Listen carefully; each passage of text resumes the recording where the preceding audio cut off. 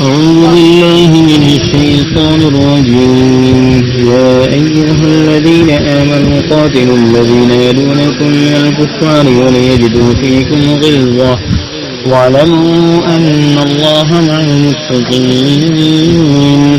وإذا ما أنزلت سورة فمنهم من يقول أيكم زادته هذه إيمانا فأما الذين آمنوا وزادتهم إيمانا وهم يستبشرون وأما الذين في قلوبهم مرض وزادتهم رجسا إلى رجسهم وماتوا وهم كافرون أولا يرون أنهم يفتنون في كل عام مرة أو مرتين ثم لا يتوبون ولا هم يذكرون.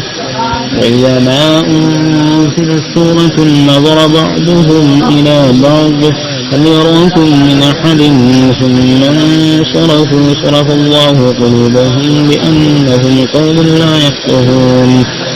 لقد جاءكم رسول من أنفسكم عزيز عليه ما عنتم حريص عليكم بالمؤمنين رءوف رحيم.